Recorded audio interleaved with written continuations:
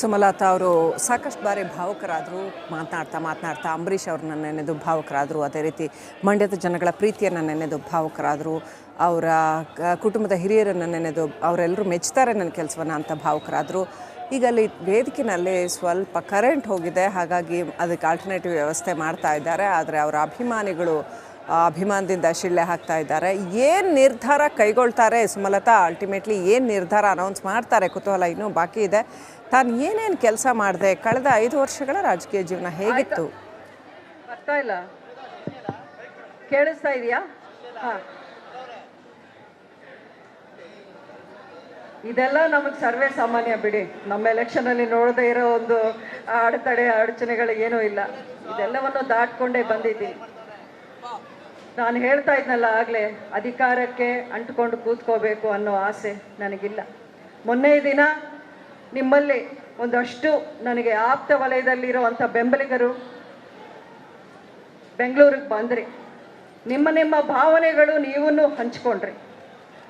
ಅದರಲ್ಲಿ ಅನಿಲ್ ಅಂತ ಅಭಿಮಾನಿಗಳು ನೀವು ಪಕ್ಷೇತರರಾಗಿ ಸ್ಪರ್ಧಿಸಿ ಅನ್ನೋವಂಥ ಮಾತನ್ನು ಹೇಳೋದು. ಇನ್ನು ಕೆಲವರು ನಾವು ಮೊದಲಿಂದ ಅಂಬರೀಷ್ ಅವ್ರ ಜೊತೆಯಲ್ಲಿ ಕಾಂಗ್ರೆಸ್ ಪಾರ್ಟಿಯಲ್ಲಿ ಗುರುತಿಸ್ಕೊಂಡ್ವಿ, ನೀವು ಕಾಂಗ್ರೆಸ್ ಪಾರ್ಟಿಯಿಂದ ಸ್ಪರ್ಧೆ ಮಾಡಬೇಕು ಅನ್ನೋವಂಥ ಮಾತನ್ನು ಹೇಳೋದು. ಉಳಿದವರು ನೀವು ಯಾವುದೇ ತೀರ್ಮಾನ ತಗೊಂಡ್ರು ನಿಮ್ಮ ಜೊತೆಯಲ್ಲಿ ನಾವು ಇರ್ತೀವಿ ಅನ್ನೋವಂಥ ಮಾತನ್ನು ಹೇಳಿದ್ದಾರೆ. ಇವತ್ತು ನಾನು ತುಂಬ ಯೋಚನೆ ಮಾಡಿದ್ದೀನಿ. ಎಲ್ಲ ನನ್ನ ಆಪ್ತರ ಜೊತೆಯಲ್ಲಿ, ವರಿಷ್ಠರ ಜೊತೆಯಲ್ಲಿ ನಾನು ಸಮಾಲೋಚನೆ ಮಾಡಿದ್ದೀನಿ. ಸುದೀರ್ಘವಾದ ಚರ್ಚೆಗಳನ್ನು ನಾನು ಮಾಡಿದ್ದೀನಿ. ಎಲ್ಲ ಕಡೆನೂ, ಅದು ಡೆಲ್ಲಿ ಇರ್ಬೋದು, ಬೆಂಗಳೂರು ಇರ್ಬೋದು, ನಮ್ಮ ಮನೇಲಿ ಇರ್ಬೋದು, ಹೊರಗಡೆ ಇರ್ಬೋದು, ಎಲ್ಲ ಕಡೆನೂ ಎಲ್ಲ ವಿಷಯಗಳನ್ನು ಅಲೆದು ತೂಗಿ ನಾನು ಒಂದು ನಿರ್ಧಾರ, ಇದೇನು ಹುಡುಗಾಟ ಅಲ್ಲ. MP ಚುನಾವಣೆ ಅನ್ನೋದು ಹುಡುಗಾಟ ಅಲ್ಲ. ನಾನು ಆಗಲೇ ಹೇಳ್ತಾ ಇದ್ದೀನಿ, ಬದಲಾದ ಪರಿಸ್ಥಿತಿ, ಬದಲಾದ ಸನ್ನಿವೇಶ, ನಾವೂ ಪರಿಸ್ಥಿತಿನ ಅರ್ಥ ಮಾಡ್ಕೊಳ್ಬೇಕಾಗಿರೋ ಒಂದು ಸಮಯ ಇದು. ಇಂಡಿಪೆಂಡೆಂಟ್ ಆದರೆ ಹಠಕ್ಕೆ ಬಿದ್ದು ನಾನೇನೋ ದ್ವೇಷ ಸಾಧಿಸಬೇಕು, ಏನೋ ಒಂದು ನಾನೇ ಪ್ರೂವ್ ಮಾಡ್ಕೋಬೇಕು ಅನ್ನೋದಾದರೆ ನಾನು ಇಂಡಿಪೆಂಡೆಂಟ್ ಆಗಿ ನಿಲ್ಲಬೇಕು. ಆದರೆ ಅದರಿಂದ ಪ್ರಯೋಜನ ಯಾರಿಗೆ, ನಷ್ಟ ಯಾರಿಗೆ, ಏನು ಸಾಧಿಸ್ಬೋದು ಅನ್ನೋದನ್ನು ಒಮ್ಮೆ ಯೋಚನೆ ಮಾಡಬೇಕು. ನಾವು ಪ್ರಬುದ್ಧತೆಯಿಂದ ನಮ್ಮ ಹೆಜ್ಜೆ ಏನೇ ಇದ್ರೂ ಈ ಟೈಮಲ್ಲಿ ಹಾಕಬೇಕು. ನಾನು ನನ್ನ ಭವಿಷ್ಯದ ಬಗ್ಗೆ ನನಗೆ ಚಿಂತೆ ಇಲ್ಲ. ನನ್ನ ಸ್ವಾರ್ಥ ನಾನು ನೋಡ್ಕೊಳ್ಳೋದಾದರೆ ಎಷ್ಟೋ ಕ್ಷೇತ್ರದಲ್ಲಿ ನನಗೆ ಅವಕಾಶಗಳು ಸಿಗ್ತಾ ಇತ್ತು. ಈ ಎಲ್ಲಾದರೂ ನನಗೇನು, ನಾನು MP ಆಗ್ತೀನಿ ಮತ್ತೆ ಸುಲಭವಾಗಿ ಗೆಲ್ಲುವಂಥ BJP ಪ್ರಬಲ ಇರುವಂಥ ಎಲ್ಲ ಕ್ಷೇತ್ರಗಳು ಎಷ್ಟೊಂದು ನನಗೆ ಅವಕಾಶ ಇತ್ತು. ನನಗೆ ಕೊಡ್ತಾ ಇದ್ರು. ನಾನು ಕೇಳಿದರೆ ನಾನು ಯಾಕೆ ಅದನ್ನು ಬಿಟ್ಟೆ? ಸ್ವಾರ್ಥ ಇದ್ದರೆ ನಾನು ಅದನ್ನು ಬಿಡ್ತಾ ಇಲ್ಲ. ಎಲ್ಲರಷ್ಟೇ ನಾನು ರಾಜಕಾರಣಿ, ಒಂದು ಟಿಪಿಕಲ್ ರಾಜಕಾರಣಿ ಆಗಿದ್ದರೆ ಆ ಅವಕಾಶವನ್ನು ನಾನು ಒಂದು ಬ್ಲೆಸ್ಸಿಂಗ್ ಆಗಿ ತಗೊಂಡು ತಕ್ಷಣವೇ ಒಪ್ಕೊಳ್ತಾ ಇದ್ದೆ. ಇವತ್ತಿನ ಕಾಲಕ್ಕೆ ಯಾರಾದರೂ ಬಿಡ್ತಾರಾ ಅಂತ ಅವಕಾಶಗಳನ್ನು? ನೀವೇ ಹೇಳಿ, ಯಾರಾದರೂ ಬಿಡ್ತಾರಾ ಅವಕಾಶನ? ಯಾರೂ ಬಿಡೋದಿಲ್ಲ. ಆದರೆ ನನಗೆ ಮಂಡ್ಯ ಬಿಟ್ಟರೆ ರಾಜಕೀಯ ಬೇಡ, ನಾನು ರಾಜಕೀಯ ಮಾಡೋದಾದರೆ ಮಂಡ್ಯದಲ್ಲಿ ಮಾತ್ರ ಅಂತಲೇ ನಾನು ನಿಂತ್ಕೊಂಡಿದ್ದೀನಿ. ಏನಕ್ಕೆ ನಿಂತೆ? ಅದು ನನ್ನನ್ನು ನಂಬಿದವರು, ನನ್ನನ್ನು ಬೆಂಬಲಿಸಿದವರು, ಅಂಬರೀಷ್ ಅವರನ್ನು ಪ್ರೀತಿ ಅವರು ಕೊಟ್ಟು ಅಭಿಮಾನಿಗಳು ಈಗಲೂ ಅದೇ ಪ್ರೀತಿಯನ್ನು ಉಳಿಸ್ಕೊಂಡು ಹೋಗ್ತಿದ್ದಾರೆ. ಅವರನ್ನು ಬಿಟ್ಟು ನಾನೆಲ್ಲಾದರೂ ಹೋದರೆ ನಾನು ಈ ಮಣ್ಣಿನ ಸೊಸೆ ಅಂತ ಅನ್ನಿಸ್ಕೊಳ್ಳೋಕ್ಕೆ ನನಗೆ ಅರ್ಹತೆನೇ ನಾನು ಕಳ್ಕೊತೀನಿ. ಅದನ್ನು ಕಳ್ಕೊಳ್ಳೋಕ್ಕೆ ನನಗೆ ಇಷ್ಟ ಇಲ್ಲ.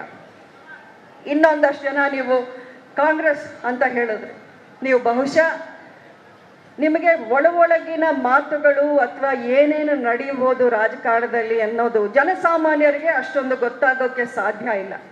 ನಿನ್ನೆ ಅಷ್ಟೇ ನೀವು ಬಹುಶಃ TVಯಲ್ಲಿ ಒಬ್ಬ ಹಿರಿಯ ನಾಯಕರು, ಕಾಂಗ್ರೆಸ್ಸಿನ ಹಿರಿಯ ನಾಯಕರು ಹೇಳಿದ ಮಾತುಗಳನ್ನ ಗಮನಿಸಿದ್ದೀರಾ ಅಂತ ಅಂದ್ಕೊಂಡಿದ್ದೀನಿ. ಸುಮಲತಾ ಅವರ ಅವಶ್ಯಕತೆ ನಮಗೆ ಇಂದೂ ಇಲ್ಲ, ನಿನ್ನೇನೂ ಇಲ್ಲ, ನಾಳೆನೂ ಇರಲ್ಲ ಅನ್ನೋವಂಥ ಮಾತನ್ನು ಹೇಳಿದ್ರು. ಕಾಂಗ್ರೆಸ್ನ ಅತಿ ಸೀನಿಯರ್ ಲೀಡರು, ಮುಖಂಡರು,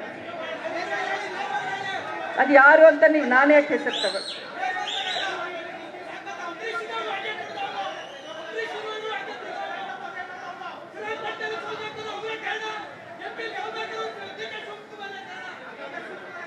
ಆಯ್ತು, ನಿಮ್ಮ ನೋವು ನನಗೆ ಅರ್ಥ ಆಗುತ್ತೆ.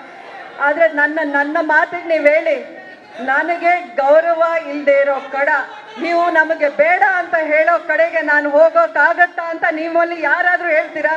ಅಂಬರೀಷ್ ಅವರು, ಅವರ ಹೆಸರಲ್ಲೇ ಸ್ವಾಭಿಮಾನ, ಅವ್ರಿಗೆ ಹೆಸರು, ನೀವು ಮಂಡ್ಯದ ಗಂಡು ಅನ್ನೋ ಹೆಸರು 100 ವರ್ಷ ಆದ್ರೂ ಈ ಮಣ್ಣಲ್ಲಿ ಅಂಬರೀಷ್ ಅವರು ಒಬ್ಬರನ್ನೇ ಕರೆಯೋದು.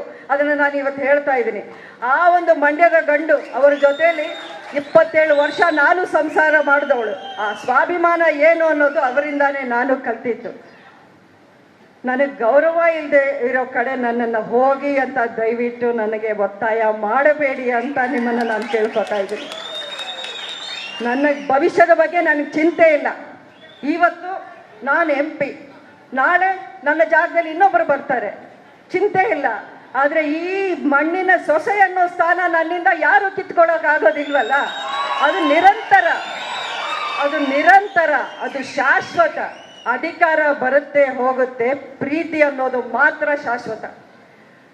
ಆದರೆ ಇನ್ನೊಂದು ನಿರ್ಧಾರ ನಾನು ಏನಕ್ಕೆ ಈ ಸಮಯದಲ್ಲಿ ತಗೊಳ್ಬೇಕು ಅಂತ ಅದನ್ನು ನಿಮಗೆ ನಾನು ಮನವರಿಕೆ ಮಾಡ್ಕೋಬೇಕಾಗಿದೆ. ನನ್ನ ಕಾರ್ಯಕರ್ತರಿಗೆ, ನನ್ನ ಬೆಂಬಲಿಗರಿಗೆ, ನನ್ನ ಜೊತೆಯಲ್ಲಿ ಇಷ್ಟು ವರ್ಷ ಏನು ಲೆಕ್ಕಿಸದೆ ಎಲ್ಲವನ್ನೂ ತ್ಯಾಗ ಮಾಡಿ ನನ್ನ ಜೊತೆಯಲ್ಲಿದ್ದವರಿಗೆ ನಾನು ಆನ್ಸರಬಲ್, ಅವ್ರಿಗೆ ನಾನು ಉತ್ತರ ಕೊಡಬೇಕು. ಇವತ್ತಿನ ದಿನ ಒಂದು ಪಕ್ಷದ ಚೌಕಟ್ಟಿನಲ್ಲಿ ಅವರ ಆಸರೆ ತಗೊಂಡು ನನ್ನ ಕಾರ್ಯಕರ್ತರಿಗೆ ನಾನು ಶಕ್ತಿ ತುಂಬುವಂಥ ಒಂದು ಕೆಲಸವನ್ನು ನಾನು ಮಾಡೋಕ್ಕಾದರೆ ಆ ನಿರ್ಧಾರ ನಾನು ಇವತ್ತು ತಗೊಳ್ಬೇಕಾಗತ್ತೆ ಅನ್ನೋ ವಿಷಯ ಇದು ನಿಮ್ಮಲ್ಲಿ ನಾನು ಹೇಳೋಕೆ ಇಷ್ಟಪಡ್ತೀನಿ. ನಾನು ಹೇಳಿದ್ದೀನಿ, ನನ್ನ ಮುಂದೆ ಇದ್ದಂಥ ಆಯ್ಕೆಗಳು ಯಾವುದು? ಇಂಡಿಪೆಂಡೆಂಟು ಬೇಡ, ಕಾಂಗ್ರೆಸ್ಸಲ್ಲಿ ನಾನು ಬೇಡ ಅಂತ ಅವರೇ ಹೇಳಿದ ಮೇಲೆ ನಾನು ಯಾವತ್ತಿಗೂ ಅಲ್ಲಿಗೆ ನಾನು ಹೋಗೋದಿಲ್ಲ. ಹಾಗಿದ್ದಾಗ ಇನ್ನೊಂದು ಮುಖ್ಯ ಕಾರಣ, ನನ್ನ ಜಿಲ್ಲೆಗೆ ಒಬ್ಬ ಇಂಡಿಪೆಂಡೆಂಟ್ ಸಂಸದೆಯಾಗಿದ್ರೂ 4,000 ಕೋಟಿಯಷ್ಟು ಅನುದಾನವನ್ನು ಕೊಟ್ಟಿದ್ದು ನಮ್ಮ ಕೇಂದ್ರದಲ್ಲಿರುವಂಥ BJP ಸರ್ಕಾರ. ಅಷ್ಟೇ ಅಲ್ಲ, ಅವರು ಪ್ರತಿಯೊಂದು ವಿಷಯದಲ್ಲೂ ನನ್ನನ್ನು ವಿಶ್ವಾಸಕ್ಕೆ ತಗೊಂಡು ನನ್ನನ್ನು ಕರೆಸಿ ಮಾತಾಡಿ ವಿಷಯವನ್ನು ಅವರು ಕೂಲಂಕುಷವಾಗಿ ನನಗೆ ಅರ್ಥ ಆಗೋ ಮಾಡಿ, ನೀವು ನಿಮ್ಮಂಥ ನಾಯಕತ್ವ ನಮ್ಮ ಪಾರ್ಟಿಗೆ ಬೇಕಿದೆ, ನೀವು ಬೇರೆ ಯಾವುದೇ ನಿರ್ಧಾರ ತಗೊಳ್ಬೇಡಿ